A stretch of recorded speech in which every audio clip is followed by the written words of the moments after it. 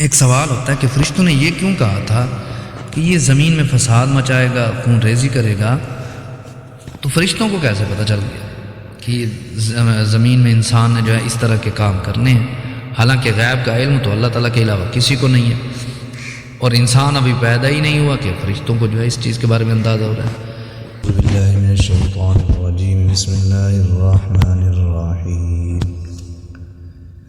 وَإِذْ قَالَ رَبُّكَ لِلْمَلَائِكَةِ إِنِّي جَاعِلٌ فِي الْأَرْضِ خَلِيفَةً قَالُوا أَتَجْعَلُ فِيهَا مَن يُفْسِدُ فِيهَا وَيَسْفِكُ الدِّمَاءَ وَنَحْنُ نُسَبِّحُ بِحَمْدِكَ وَنُقَدِّسُ لَكَ قَالَ إِنِّي أَعْلَمُ مَا لَا تَعْلَمُونَ صدق اللہ العظیم۔ وَإِذْ قَالَ رَبُّكَ، اور جب فرمایا تیرے رب نے، للملائکتی، فرشتوں کو، انی جاعل، بے شک میں بنانے والا ہوں، فی الارض خلیفہ، زمین میں نائب۔ قالوا، کہا فرشتوں نے، اتجعل فیہا، کیا تو بناتا ہے اس زمین میں، من یفسد فیہا، اس کو جو فساد مچائے گا زمین میں، ویسفک الدماء، اور بہائے گا خون، وَنَحْنُ نُسَبِّحُ بِحَمْدِكَ وَنُقَدِّسُ لَكَ، اور ہم فرشتے تیری پاکی بیان کرتے ہیں تیری حمد کے ساتھ، اور ہم تیری پاکیزگی کا اقرار کرتے ہیں۔ قال انی اعلم، فرمایا اللہ تعالیٰ نے، بے شک میں جانتا ہوں، ما لا تعلمون، جو تم نہیں جانتے۔ علماء کرام فرماتے ہیں کہ نعمتیں دو قسم کی ہیں، ایک وہ جو نظر آنے والی ہیں اور محسوس ہوتی ہیں، جیسا آسمان ہو گئی، زمین ہو گیا، انسان کا وجود ہو گیا، خوراک، لباس وغیرہ، یہ نظر بھی آتی ہیں اور محسوس بھی ہوتی ہیں۔ اور دوسری قسم کی نعمتیں وہ ہیں جو نظر نہیں آتی اور نہ ہی محسوس ہوتی ہیں، یعنی باطنی اور معنوی ہیں، جیسے علم ہو گیا، اخلاق حسنہ ہو گیا، کہ یہ نہ تو نظر آتے ہیں اور نہ ہی محسوس ہوتے ہیں، کیونکہ اخلاق حسنہ کا پتہ تو معاملہ کرنے کے بعد چلے گا نا، ویسے نہیں ہو سکتا۔ تو پہلے ظاہری اور حسی نعمتوں کا ذکر تھا، نظر آنے والی نعمتیں اور محسوس ہونے والی نعمتوں کا ذکر تھا کہ اللہ تعالیٰ نے تمہیں پیدا کیا، آسمان و زمینوں کو پیدا فرمایا۔ اب جو ہے باطنی اور معنوی نعمتوں کا ذکر ہے۔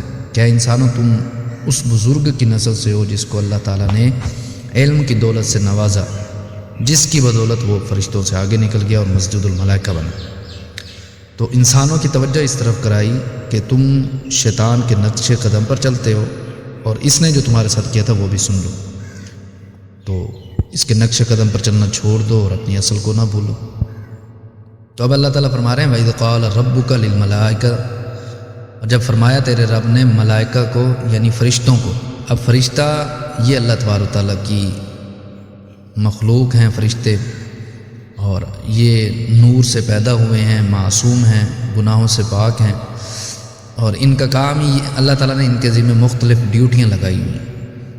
کسی کے ذمہ ہے کہ تو نے وحی پہنچانی ہے، وحی لانی ہے، کوئی نیکوں کے لیے رحمت کی دعا کر رہا ہے، کوئی مجرموں پر لعنت پہنچا رہا ہے، کوئی احکامات پہنچانے کی ذمہ داری پوری کر رہا ہے۔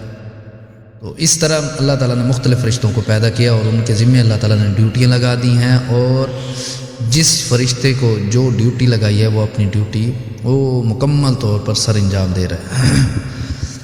تو اب یہاں ایک سوال پیدا ہوتا ہے کہ یہ جو اللہ تعالیٰ نے فرشتوں کو نور سے پیدا کیا، تو اللہ تبارک و تعالیٰ بھی تو خود فرما رہے ہیں کہ اللہ نور السماوات والارض، کہ اللہ زمین و آسمان کا نور ہے۔ تو اس کا کیا مطلب ہے کہ یہ فرشتے جو اللہ والا نور ہے اسی نور سے پیدا ہو؟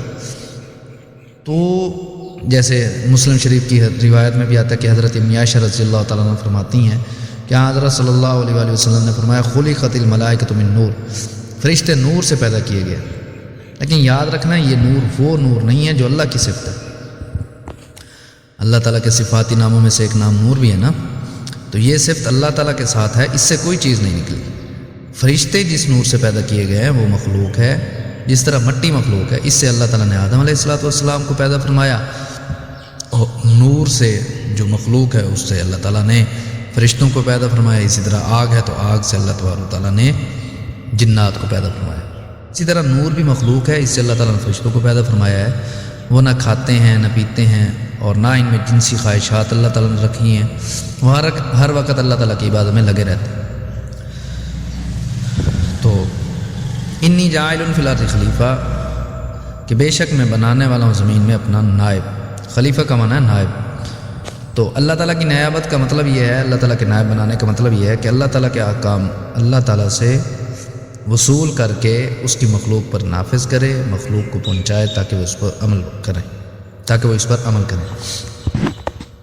اب جو فرشتوں نے کہا تھا نا کہ اتجعل فیہا من یفسد فیہا ویسفک الدماء، کہ کیا آپ زمین میں اس کو خلیفہ بنا رہے ہیں جو فساد مچائے گا اور اسی طرح خون بہائے گا اور تباہی و بربادی پھیلائے گا؟ تو وَنَحْنُ نُسَبِّحُ بِحَمْدِكَ، اے اللہ تجھے ضرورت کیا ہے کہ ہم فرشتے ہیں تیری پاکی بیان کرتے ہیں تیری حمد کے ساتھ، اور اسی طرح سبحان اللہ والحمدللہ پڑھتے رہتے ہیں۔ نُقَدِّسُ لَكَ، اور ہم تیری پاکیزگی کا اقرار کرتے ہیں کہ تو تمام عیبوں اور کمزوریوں سے پاک اور صاف ہے۔ اب اس سے فرشتوں کا جو اصل تھا، مدعا تھا، وہ یہ کہ اے پروردگار، کسی اور مخلوق کو جو خلیفہ بنانا چاہتا ہے ہمیں بنا دے، ہم ہر وقت تیری تسبیح و تقدیس میں لگے رہتے ہیں۔ اب جو ہے، اب اللہ تعالیٰ نے کیا فرمایا؟ قال انی اعلم ما لا تعلمون، فرمایا اللہ تعالیٰ نے بے شک میں جانتا ہوں جو تم نہیں جانتے۔ تمہارے ذہن میں صرف فرما برداری اور اطاعت ہے کہ جس کو تو نے پیدا کرنا ہے اس نے بھی تیری فرما برداری اور اطاعت کرنی ہے، اور وہ ہم کر رہے ہیں، لہذا اس کو بنانے کی ضرورت کیا ہے؟ تمہارے ذہنوں میں یہ ہے۔ ٹھیک ہے تم فرما بردار ہو اور رہو گے، کیونکہ تمہارے خمیر میں خواہشات نہیں ہیں۔ میں ایک ایسی مخلوق بنانا چاہتا ہوں جس میں ہر طرح کی خواہشات بھی ہوں گی، لیکن اس میں ایسی قابلیت اور صلاحیت ہوگی کہ وہ ان تمام خواہشات کو دبا کر میری خوشنودی حاصل کرنے کے لیے فرما بردار رہے گا۔ اور اس بات کو میں جانتا ہوں، تم نہیں جانتے۔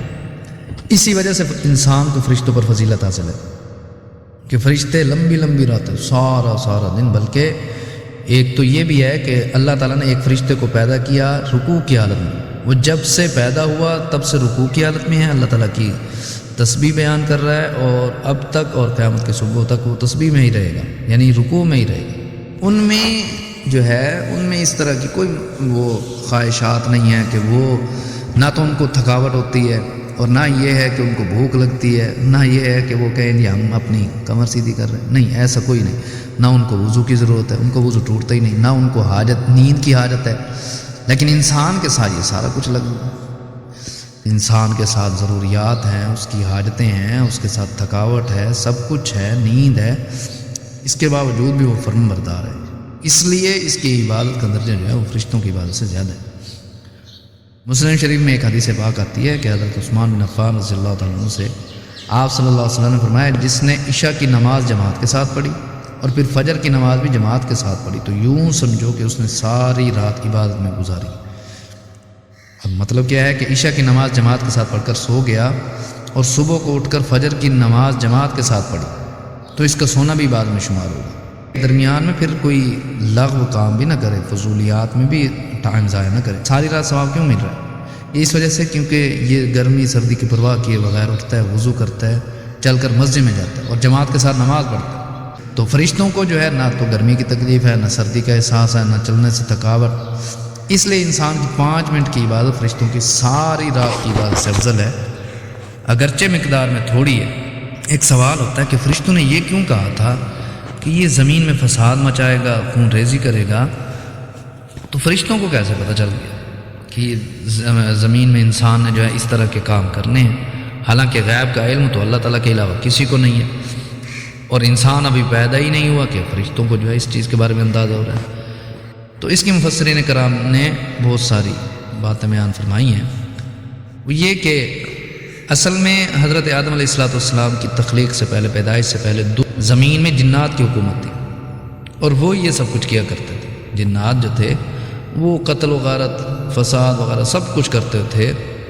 تو اسی بات کو سامنے رکھتے ہوئے جو ہے فرشتوں نے اس انسان کے بارے میں بھی یہی کہا تھا، اور اسی طرح جو ہے انہوں نے یہی سمجھا کہ جیسے جنات وغیرہ اس طرح کے کام کرتے تھے تو اب یہ جو دوسرا یعنی یہ جو انسان آ رہا ہے یہ بھی اس طرح کے کام کرے گا۔ ایک اس کا جواب یہ بھی ہو سکتا ہے کہ اللہ تعالیٰ نے جو فرمایا نا انی جاعل فی الارض خلیفہ، اب خلیفہ کسے کہتے ہیں؟ خلیفہ سے انہوں نے یہی سمجھا کہ خلیفہ کی ضرورت، خلیفہ اور حاکم کی ضرورت وہاں پڑتی ہے جہاں جھگڑا ہو، فتنہ فساد ہو، اور جہاں جھگڑا اور فتنہ فساد نہ ہو تو وہاں خلیفہ کی ضرورت ہی نہیں ہوتی۔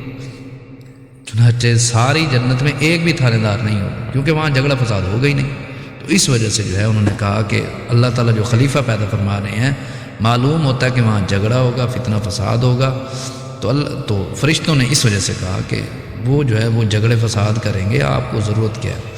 اور تیسرا یہ ہے کہ انہوں نے لوح محفوظ میں دیکھا تھا، جب سے دنیا بنی ہے اللہ تعالیٰ نے اس وقت سے لے کر قیامت تک جو کچھ ہونے والا ہے سب کچھ جو ہے اللہ تعالیٰ نے لکھ دیا، فلاں یہ کرے گا، فلاں یہ کرے گا، فلاں یہ کرے گا۔ تو اس کے ذریعے فرشتوں کو معلوم ہوا کہ آنے والی مخلوق یہ کچھ کرے گی، یہ کچھ کرے گی، بات سمجھ لگ رہی نا؟ اور یا پھر یہ ہے کہ ملائکہ مقربین نے جو ہے لوح محفوظ کو دیکھا تھا، اور جو کچھ اللہ نے لکھا تھا فرشتوں نے پڑھا، وہ سب کچھ ہو رہا ہے۔ اب دیکھا جائے تو اس وقت جو ہے فتنے عروج پر ہے، اور جوں قیامت قریب آئے گی فتنہ زیادہ ہوں گے۔ حضرت صلی اللہ علیہ وسلم کی پیشین کو یہ ہے کہ جوں قیامت قریب آئے گی فتنہ زیادہ ہوں گے، لوگ اتنے پریشان ہوں گے کہ آدمی قبر کو دیکھ کر کہے گا کاش یہ میری قبر ہوتی، یعنی میں مر چکا ہوتا اور فتنوں سے محفوظ ہو جاتا۔ اور آقا علیہ الصلوۃ والسلام کی زبان مبارک سے جو لفظ بھی نکلا وہ کبھی خطا نہیں جا سکا۔ اب جوں قیامت قریب ہوگی، دن بدن فتنوں میں اضافہ ہوگا، کمی کی تو بات ہی نہیں ہے۔ ہاں، فتنے کم اس وقت ہوں گے جب حضرت امام مہدی علیہ الصلوۃ والسلام تشریف لائیں گے، اور جب فتنوں کی بے کنی کریں گے نا، فتنات کو ختم کریں گے، تو پھر اس وقت جو ہے کچھ نظام بہتر ہوگا، بدماش ختم ہوں گے، اللہ والوں کو اللہ والے گوشوں سے باہر نکل آئیں گے۔ تو فرشتوں نے کہا اے پروردگار، تو ایسوں کو بنانا چاہتا ہے جو زمین میں فساد میں چاہے گا اور خون ریزی کرے گا۔ اللہ تعالیٰ نے فرمایا بے شک میں وہ جانتا ہوں جو تم نہیں جانتے، بے شک ان میں ایسے بھی ہوں گے مگر بے شمار ان میں نیک بھی ہوں گے۔ اللہ تعالیٰ سے دعا ہے کہ اللہ تعالیٰ جو کچھ کہا سنا عمل کرنے کی توفیق عطا فرمائے۔